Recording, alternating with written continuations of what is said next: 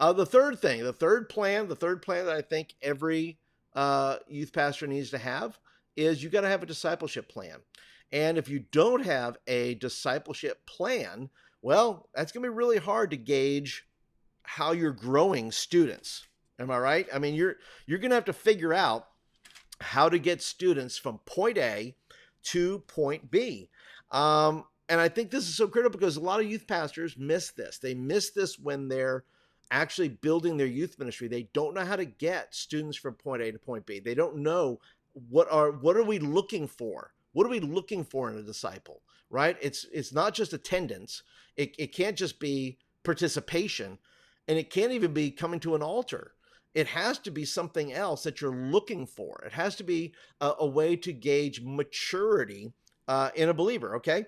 And discipleship's not a straight line, okay? Discipleship, listen, I just recently got an invitation to a graduation of a student who was in my youth group 4 years ago, I want to say, or at least the last time I saw him was probably 3 years ago.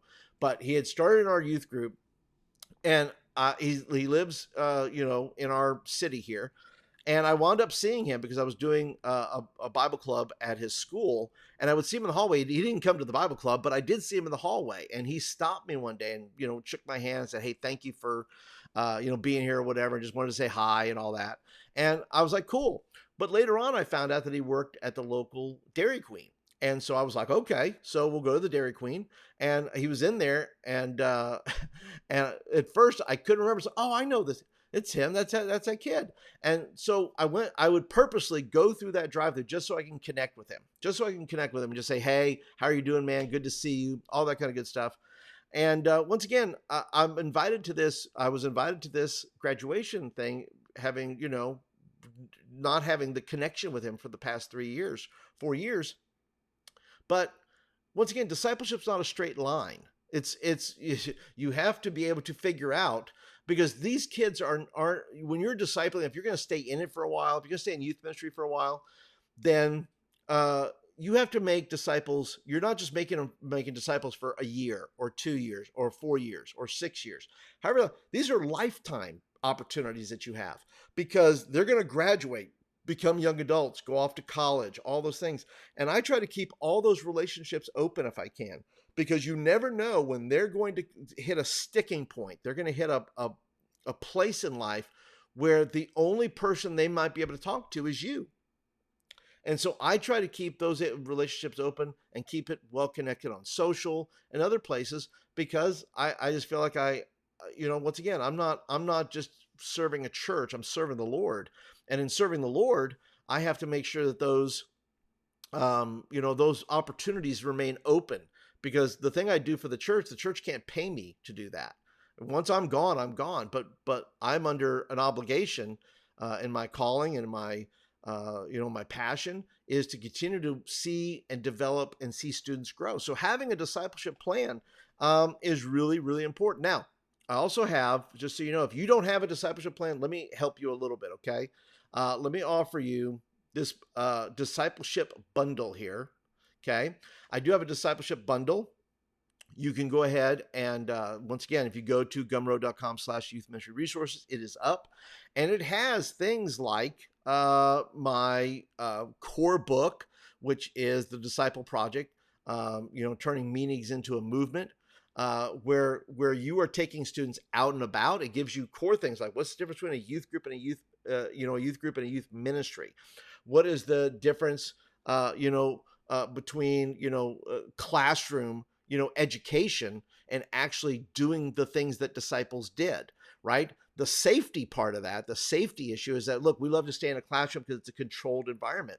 I'm saying, no, let's go ahead and take students out and do some things. And I'm not talking about the yearly missions trip or the once a year weekend, doing a thing at the homeless shelter. I'm talking about doing things on a Wednesday night where you actually take your students down to the local mini mart, and you're going to say, okay, we're going to bless some people. Maybe we're going to pay for their gas tonight, and we're going to offer to pray for them. Maybe we're going to just go down to the local Subway, and we're going to bring them gifts, because we're a ministry in this area, and we want to make sure that we come here every week to come eat. So we're going to bring the people that work here. There's 4 or 5 people work here. Great. We're going to go down here on Wednesday night. We're going to give them some gifts, share good news with them, and then we're going to go and eat Subway. So those are some of the things, some of the ideas that come in this discipleship bundle. So it's not just my core book, which is the Disciple Project. It's also things like a 5-week series called the Follow 5, right? Follow 5, that's a 5-week series which teaches the core principles of that. It's also Start Again, which is a 5-week series about starting over. Everything's got a beginning point. Evangelism is discipleship, because Jesus told his disciples to go into all the world and preach the gospel. So evangelism, I know people want to separate discipleship and evangelism, but they're the same thing, because they're things that Jesus told his disciples to go do. So when you're doing evangelism, you're doing discipleship. It's the same thing. So if you're interested in that, that's over there in the store too, gumroad.com/youthmenresources.